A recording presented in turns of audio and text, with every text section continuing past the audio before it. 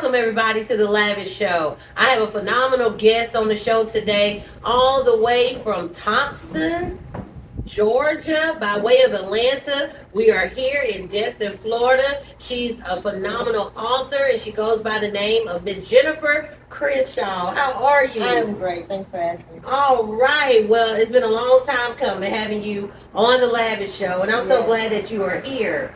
Finally. You know, I know, finally. You have written some great books, and we're going to share that today, a little bit about your testimony, who you are as a person, and this book, The Day My Dad Came Home, written by author Jennifer Crenshaw. And not just this book, she has her first book she put out, The Day My Dad Came Home. So, you know, we got a lot to talk about. So tell the audience a little bit about yourself. Where you from? My name is Jennifer Crenshaw, Sherman, actually, and I am from Thompson, Georgia. It's a little small town east of Atlanta, Georgia. I am a 52-year-old mother of one and grandmother of four now. Yeah, and I am telling my story, a very deep, traumatic story, simply because I want to be able to help someone. With the things that I have experienced, not only in the last 4 years, but my entire life. So The Day My Dad Came Home book series, which is called, because this is 2 of 6. Okay. There are 4 more coming. The Day My Dad Came Home is basically speaking of the last 4 years of my life, a very traumatic time that I endured. And it's also just telling everyone what happened to me. Mm-hmm. And I just put it in writing. I didn't expect to be an author. I just wanted to be able to express how I felt and heal. Okay, so The Day My Dad Came Home is a really like looking through a glass of your life, your father's life, and some things that you endured, you know, during some type of relationship. I want you to go in detail about this book because people, I'm telling you, you need to get this book. This is volume 1. And as I'm looking at the table of contents, she has a lot of chapters, 16 chapters, but she's talking about the day her dad came home. Tell us a little bit about that, you know. What is this book entailing? What do we need to know about this book? So what this book is basically about is witchcraft. Mm-hmm. And how this woman was so manipulative and she could not get my father by just being herself. Wow. She basically had to incorporate evil and witchcraft into her plan in order to get my father. It's about all of the trials and all of the things that happened to me as a result. Because, see, I lived in Atlanta. Right. I was in sales. I've been in sales for about 30 years. So I lived in Atlanta. My father got sick. I came home to help my father. When I came home to help my father, I found out some things that were happening that I knew weren't right. Some things that were being done to my father. I knew they weren't right. I was hearing things, and I got involved. But when I got involved, that's when all the problems started for me. Wow. Yes. Yeah. So you went through a lot of, I want to say, spiritual warfare because you are a woman of God, you are a believer. Mm-hmm. And the reason why I say spiritual warfare, you know, you use the term witchcraft. Yes. You know, anytime we're dealing with that term, you know, there is some spiritual warfare, something that's fighting against good and evil. Yes. And so you are writing about this in this book, telling what's going on with this other woman, this other female that your dad was involved with. Right. So, you know, what was the escape plan in volume 1 in this book? In volume 1, there was no escape plan.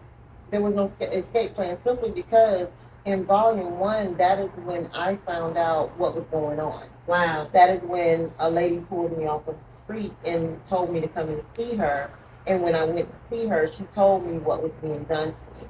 So there was no escape plan. There was, in volume 1, volume 1 was actually just the beginning of the story and how I'm searching and seeking, trying to get help from people, trying to find out what was being done to me and my father at that time.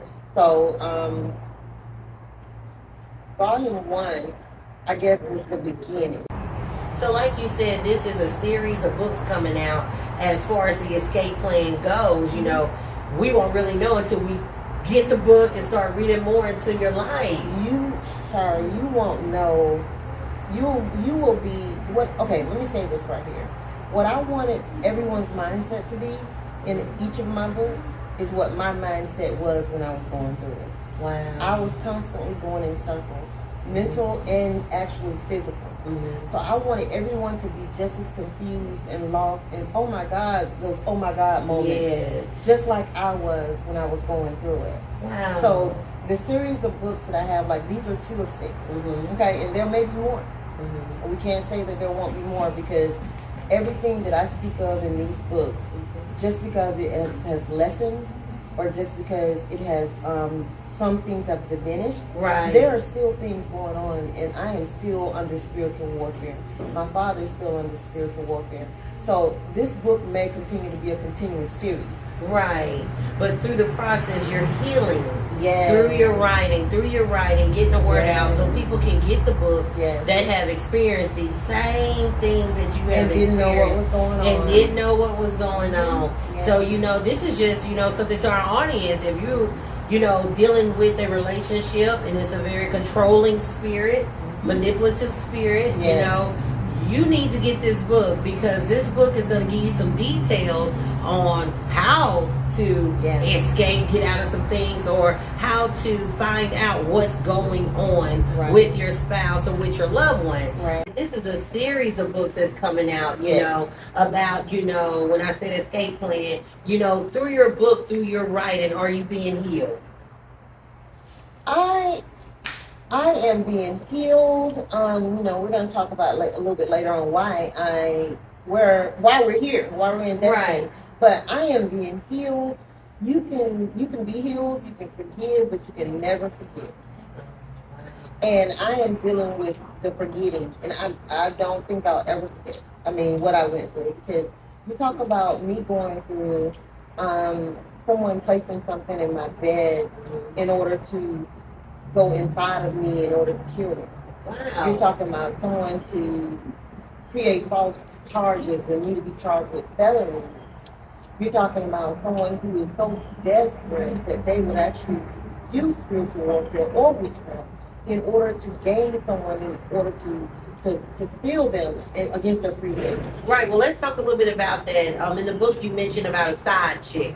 Let's talk a little bit about the side chick. Who is the side chick? Side chick is side chick, not a side chick. She's side chick. Mm-hmm. Side chick is a woman who I met, and in my first chapter of my book, it speaks of me over the phone meeting her for the first time. Side chick was a woman who my dad dated about 30 years ago, and he dated her then, and she was crazy, and he decided to give her another chance. This when he got back up with her this time, because she was saying that her daughter was his. Uh-huh. She came in the door saying, "My daughter is yours," in order to gain my father, to gain his love. And she continued with the story for about 2 years. So she was a desperate woman. She was a desperate, mentally ill woman, and I stressed that in my book. She was so desperate that she would use her own daughter in order to try to gain my father's love. Right, and manipulate, gain, whatever you want to call it. She was doing it.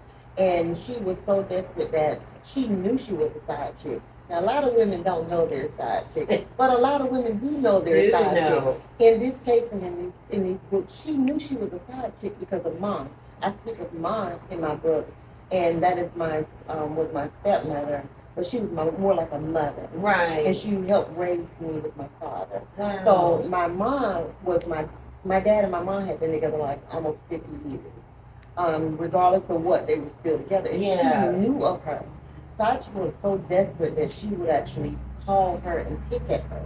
Wow. That's just how desperate she was. Yeah. And when she got to the point where when I found out that she had did what she did and placed whatever the item was in my bed, when I found that out, I wanted nothing else to do with her, and that was the problem. She had to get rid of me because I wasn't team side chick. Right. I was team mom. Right. So by me being team mom, it was a problem. Wow. Yes. And all these tactics, through witchcraft was to get you to try to make you lose your mind. Go crazy. I almost did. Because that is the source of witchcraft. It's the control of the enemy trying to take over. And you was able to recognize it And see, that's the blessing in it all. You was able to recognize it. That something wasn't right. Yeah. So when I asked you about escape plan, you write a series of books. So how does this book, Volume 1, finishes with what happens? Volume 1. And I don't want to give too much away because I want them to get the book. I need them. But I don't want to give you much know away what is the the summary of the ending of the book, like, for us to be ready for Volume 2? Okay, let me say this right here. I can't even tell you what Volume 1's end is. And I say this because I don't read my books once I write them. Wow. I don't read my books simply because I relive the moment, I relive everything that happened to me, and I don't want to go through that again. And that may seem, weird. No, it don't. But there are spirits, and you, if you live that traumatic experience, these are memories of my traumatic experience and memories of everything I went through. These books are me healing. But these books are also from memory.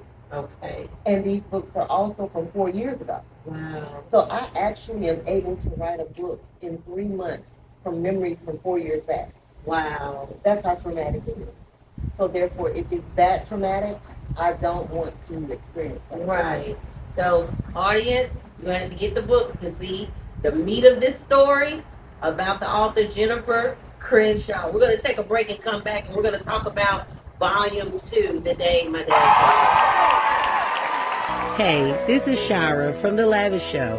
If you would like to be our guest, advertise your business, or even run your commercial, please contact us at creativewomenenterprises@gmail.com. We would love to showcase what you do to the world.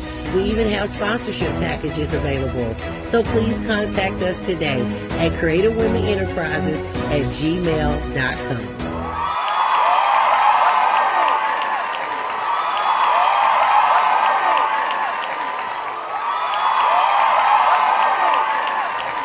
Welcome back, everybody, to The Lavish Show. I'm sitting with the wonderful, the beautiful Miss Jennifer Crenshaw. She's the author of the book, The Day My Dad Came Home. In the first segment, we talked about Volume 1. They talked about her father and talked about her relationship with her father and the side chick. And you have to get Volume 1 to understand Volume 2. Right. So, and she has this book, Volume 2. And I tell you, just looking at the contents, you need to get it. And I want you to tell our audience a little bit about Volume 2, and then I'm going to go into the contents and ask you some questions about this book. Okay.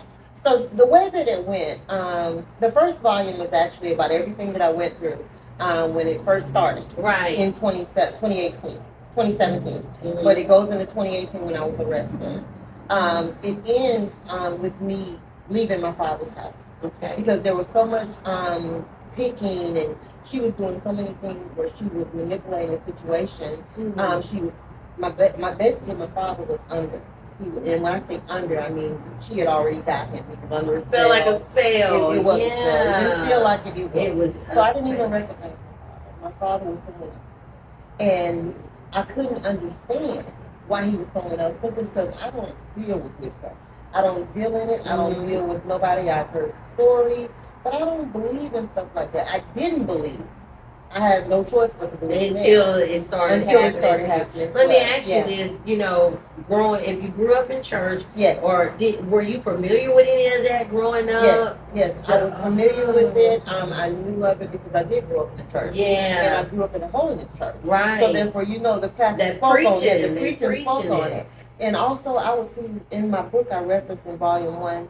I would see this man walking every day for 20 years. He would walk the whole town from one end to the other every day for 20 years. And everybody would say, that man got something on him. And I'd be like, okay, maybe you do, maybe no. But I didn't understand what they meant until it actually happened to me. So that's why I couldn't understand what was being done to me or being done to him. And I was lashing out at him because I didn't know that he wasn't him. Y'all got that? Yeah, my dad was not him. Spiritual manipulation is real. Yeah. Witchcraft is real. Spells are real. Yes. And if you don't have the power of Jesus Christ, the Holy Ghost power to break it, you in trouble. You need to get to a church. You need to get to somebody that's filled with the Holy Ghost, because the Bible tells us in Mark chapter 15, 16 that you're going to cast out devils, speak with other tongues, lay hands on the sick. He gives us power to cast out those spirits. But if you don't know about it, it takes control over you. And it's a good thing that possession didn't take place. Or do you know? The book will actually speak about possession because the day in volume 1, it will speak about the day that I was arrested. I was possessed. Yeah, it happened. Yeah, it was this. These stories are really okay. Sweet, because I had to be possessed. So it's not for the faint of heart, is what I'm saying. It's for the people that actually want the people that have those family members, those sisters, those brothers who can't leave their relationship. Yeah. And they know it's toxic, and they know that it's bad, and they know that they're being beaten, and they know that this person is cheating on them, and they can't leave no matter what they do. Stronghold. See, in my dad's case, my dad couldn't leave this woman, but also my dad couldn't sleep in his bed for 2 years. So when just imagine this, I'm renovating this house. We have a 5-bedroom, 2-bath, double-car garage, gable porch, very big, nice home. My dad couldn't sleep in his own bed for 2 years. He was sleeping in the projects. And I don't want everybody who reads my book to get the understanding that I feel that I'm better than anybody. But if you have a home that you're spending $60,000 or $70,000 renovating, why would you want to go sleep in the project? Right, something's wrong. And I kept trying to say that to him, but he wouldn't listen to me. Right. These are just some of the things that were happening to him.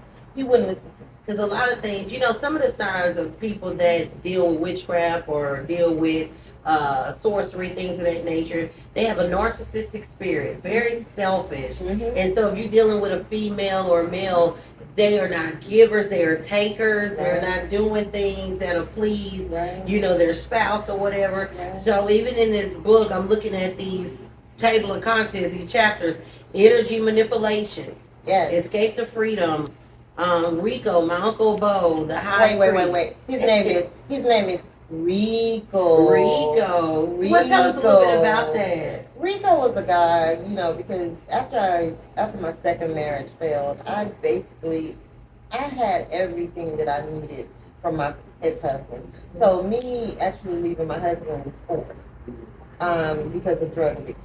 Okay. So when I met Rico, I was a cougar. I was a cougar, and Rico was right up my alley, and it just speaks of the relationship.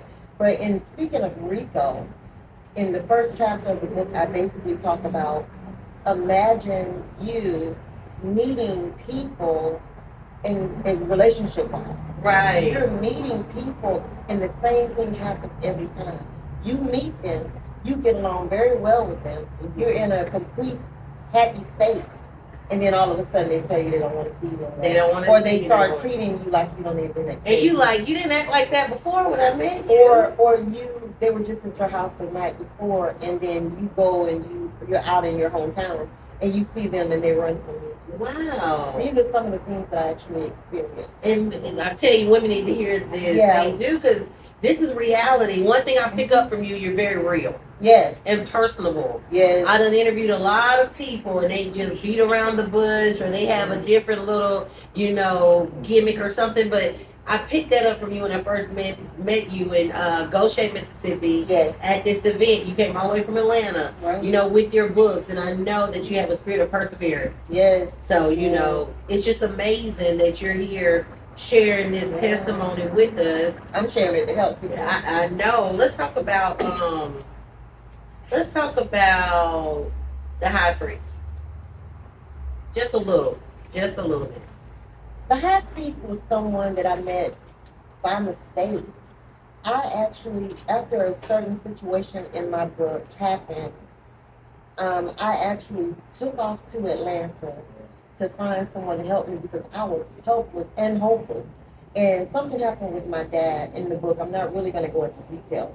But I called this number for this lady, and I went to the address on there. I was so, the brain fog. I was so mentally, my brain was like, it had a fog. So I was making irrational decisions. I was making all these decisions where I didn't even know what I was doing. Mm-hmm. So I left and I went to Atlanta, and I had saw the address for the lady. I called, I got voicemail. I went to the address and the lady didn't exist. The house was gone. There was nobody living in the house.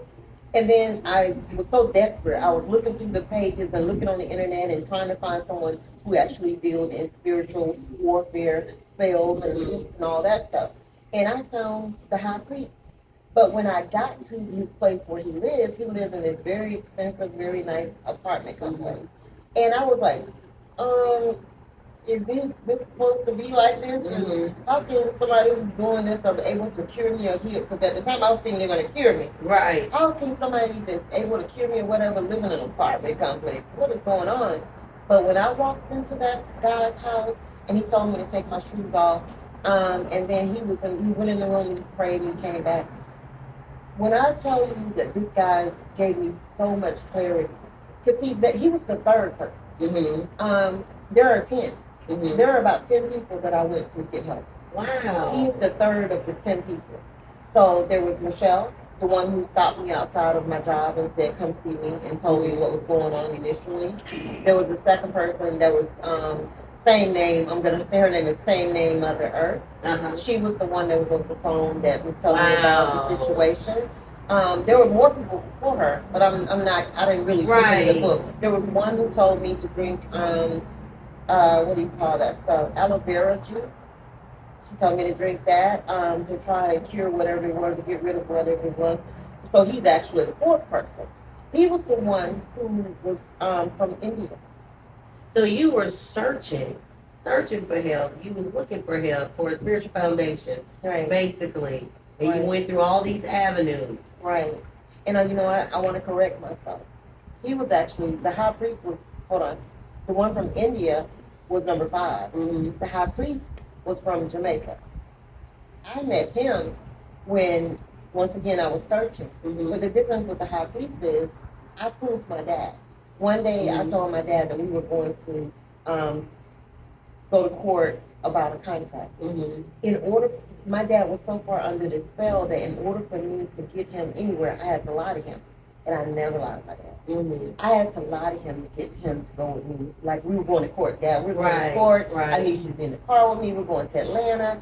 So when we got to the place, he was like, "Wait a minute, this is not court." I was like really scared. I was like, "Dad, I lied to you. We need to get some help." When we went into the place to see the high priest, he told him everything. He told him there's a woman that's basically she colors her hair frequently. That was side chick. He said, "This woman is trying to kill your daughter. She's trying to kill your daughter." That was side chick. My dad said, "Y'all are just trying to get me to stop seeing this woman." He said, "I tell you what, if I do this right here, if this happens, this woman has me." He did the test, everything. My dad said, "So what does that mean?" Because it was confirmed. Once again, he said, "This woman is very manipulative." He said, "This woman is working with some Jamaicans." He said, he just explained this woman to a T. This woman is very jealous of you, very controlling of you, and she would do whatever it takes. But the main thing that you need to know is she's trying to kill your daughter." My dad didn't believe it. So after a while of him trying to convince my dad and me telling my dad, "Dad, listen to him," he told me, he said, "Just hush, just be quiet. Right. He's not going to listen to you. Right. He's too far gone. He's not going to listen to you." And then after, he finished it with me and I walked through there and I talked to him alone. My dad went to the car. He was like, "We can do this without him. He needs help. This woman is trying to hurt you because you're trying to stop her from getting him." Right. So it was a crazy experience. I bet. For someone who's never been Right. through it. And we're not glorifying you going to a psychic Nope. or a sorcerer or a high priest, but she just giving her testimony or her avenues, what she had to endure to get answers. And a lot of time in church settings, we don't deal with it. Yeah. A lot of time preachers and pastors don't deal with situations such as this. They shun it, they push it away, they don't want it coming to their church, they don't want you to preach about it. Right. I agree and with so that. that's powerful, But I will say this, is that we're not glorifying anything that's not of God. That's Okay, right. but understand that for the last year, I got to the place of God. For the 4 years that I went through this, if I didn't know, I would be just like any other person who was trying to save their father. And how can you save help myself? somebody? That's right. Right. So I didn't know. That's my powerful. My life, and what you will see in volume 4, which is the book 2. My life took a turn towards God in volume 4. Now, in the one place that we know that is just full of witchcraft and full of evil, New Orleans. Right. That is when my life took a turn towards God. That's when my journey changed. So and I'm not trying to justify or trying to ask for or make excuses, but from the first year to third year, I wouldn't know that I was doing wrong if I didn't know. That's right. Because I didn't know what was going on with me. All I wanted is relief. I tell you one thing, I'm happy that you're here today. Like I said, we're in Destin, Florida, by way of Atlanta, Georgia, you know, with author Jennifer Crenshaw. And I just want to touch on these contents, and we're going to get in, take a break, and come back and talk about what's coming up next for you, you know, and we also got a special guest that's going to come, you know, 2 special guests. So I want to talk about this Melvin the jazz singer, you know. Y'all need to get this volume 2, The Day My Dad Came Home. But I want you to talk about that. We're going to go ahead and take a break, and we'll come back and talk about Melvin, and then tell our audience how to get in contact with you, okay? All right. We'll be right back. Thank you.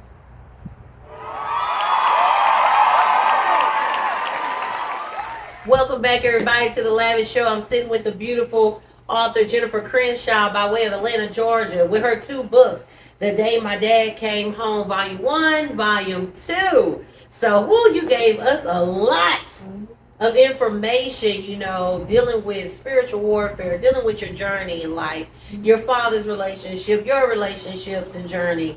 In Volume 2, you talk about Melvin, is that right? The jazz singer. Tell us a little bit about that.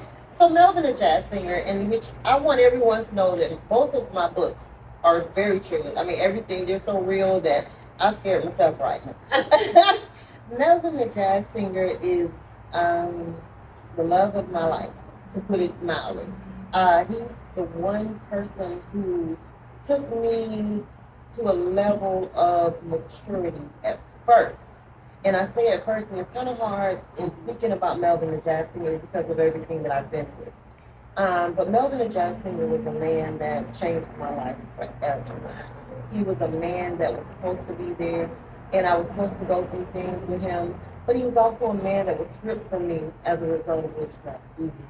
In Volume 2, we begin talking about Melvin the jazz singer because I wanted to express the understanding that I lost everything. I lost finances. I lost my